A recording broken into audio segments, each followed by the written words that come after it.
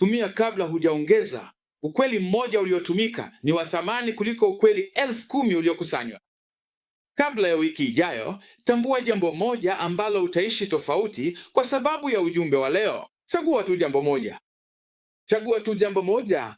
Usiwe kama mimi. Nadhani nimekuwa na daftari za jumbe tangu usijui miaka 30 iliyopita. Baadhi yao nilizitupa tu kwa sababu nilikuwa naandika tu madokezo, naandika mada, kila neno la mwaka, neno jipya la mwaka. Hakuna hata moja hayo maneno yaliyokuwa na maana, na yote yalikuwa tu mambo ya kufanya kwa mazoea. Lakini fikiria kama ungechukua tu jambo moja na ukalifuata. Ndivyo ilivyo kwa watayarishaji. Wakati mwingine una mawazo 3,000 halafu unakaa tu umekwama.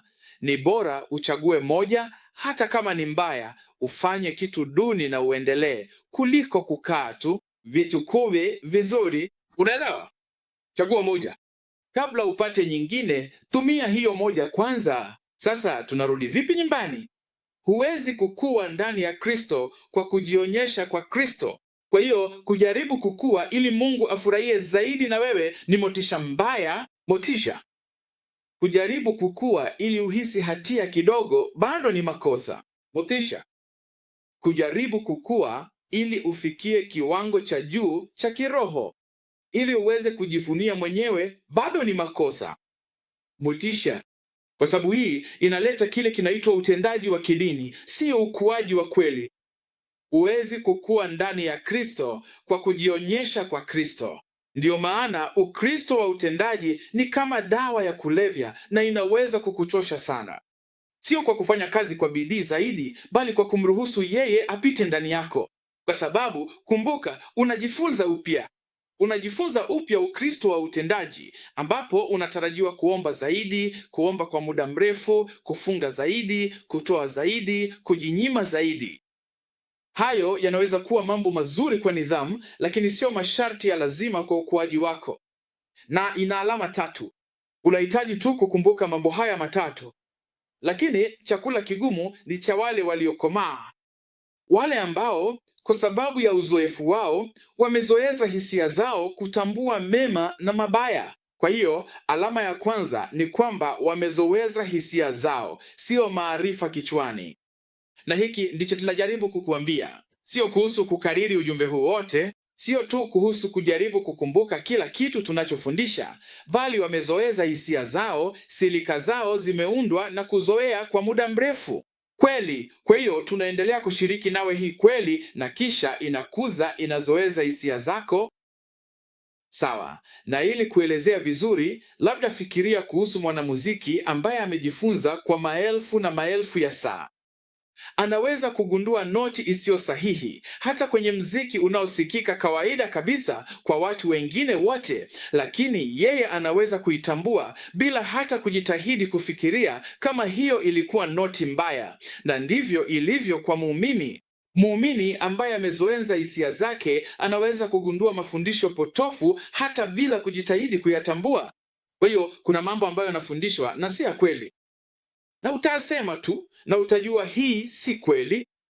Hakuna ubaya wote kuwa mtoto, ni sehemu ya maisha. Lakini kuna shida pale mtu wa miaka 30 bado anajifanya kama mtoto. Kuna shida pale mtu wa miaka 50, 40 au 60 bado anajifanya kama mtoto. Kwa hiyo anasema tena katika Waebrania sura ya 5 mstari wa 13 hadi 14. Kwa maana kila atumiaye maziwa hajui neno la haki vizuri, maana yeye ni mtoto mchanga.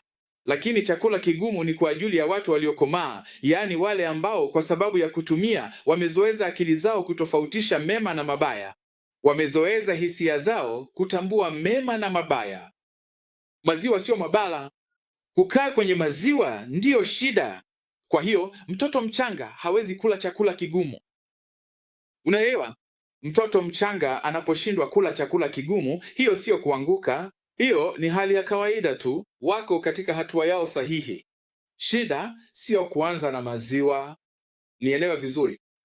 Shida ni kukaa kwenye maziwa wakati chakula kigumu tayari kimefika. Kwa hiyo umekuwa kanisani kwa miaka 10 na bado uko kwenye mafundisho ya watoto na bado na matatizo yale yale.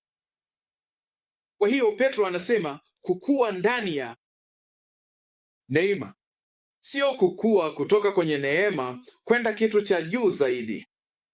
Ni kukua ndani ya neema, sio kuhitimu kutoka kwenye neema kwenda kwenye matendo, kwa sababu neema sio kiwango cha mwanzoni. Neema ni bahari, unaelewa? Kwa hiyo safari ya ukomavu sio kuogelea kutoka kwenye bahari, ni kuzama zaidi ndani ya bahari, unaelewa? Kwa hiyo mti hauzai matunda kwa kushikiza matunda kwenye matawi yake. Ushawahi kuona mti ukikusanya matunda chini halafu unayashikiza kwenye tawi lake? Hivyo sivyo unavyokuwa. Unazaa matunda kwa mizizi yake kuzama zaidi, na kadri mfumo wa mizizi unavyozama zaidi ndivyo mti unavyounganishwa vizuri na maji na virutubisho. Ndivyo unavyozaa matunda mengi zaidi bila kujitahidi. Kwa hiyo tunda si matokeo ya mafunzo ya mti, ni matokeo ya mti kulishwa kwa kina. Unaelewa? Kwa hiyo mfumo wako wa mizizi ni neema. Neema ya kina zaidi inamaanisha matunda ya asili zaidi, sio kwa sababu unajaribu kuyazalisha, bali kwa sababu mti umelishwa kwa kina. Sawa? Kwa hiyo ujumbe wetu wa mwisho tuliufunga na mada kuu, Kristo ndiye ujumbe wetu. Lakini kwa kweli tunafundisha kwamba Kristo anatosha. Kristo anatosha, na hiyo ni kweli. Kristo anatosha kwa haki yako.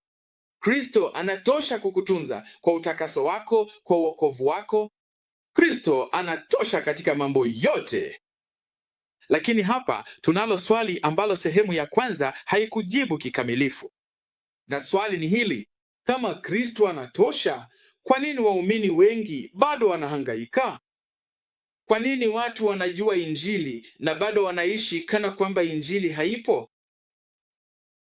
Kwa nini baadhi ya wana na binti bado wanamchukulia Mungu kama mwajiri mkali? Kwa hiyo jibu si kwamba Injili haijakamilika. Jibu ni kwamba waumini wengi hawajawahi kukua ndani ya Injili. Unaelewa? Kwa hiyo umeokoka lakini hujawahi kukua. Wanazaliwa mara ya pili lakini hawajawahi kujifunza kutembea. Walipokea mbegu lakini hawakuwahi kulima udongo. Waliingia katika ufalme lakini hawakuwahi kuchunguza upana wake. Mtoto mchanga aliyezaliwa hachagui kukua. Sawa? Ni wangapi wenu mliochagua kukua? Huwezi tu kukaa hapo na kutumaini utakuwa. Ukuaji hutokea mtoto anapolishwa, akapumzika, akapendwa na kuonyeshwa dunia. Mazingira sahihi huleta maendeleo sahihi.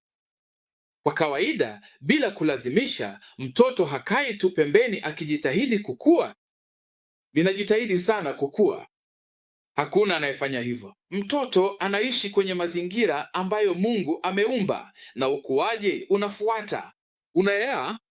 Kwa hiyo ukuaji wa kiroho nao hufanya kazi vivyo hivyo. Hukui kwa kujitahidi zaidi kuwa mtu mzima. Unakuwa kwa kuwepo kwenye mazingira sahihi. Kwanza kabisa, kwa kujilisha mafundisho sahihi, kwa kuishi katika ushirika na waumini wengine, kwa kurudi kwenye neno la Kristo na kuishi uwepo wa Roho Mtakatifu ndani yako. Hivyo ndivyo unavyokua. Kwa hiyo huwezi kuzalisha ukuaji wa kiroho mwenyewe. Wewe unaandaa mazingira yake, na Kristo aliye kichwa ndiye anayezalisha ukuaji kupitia uzima wake ndani yako.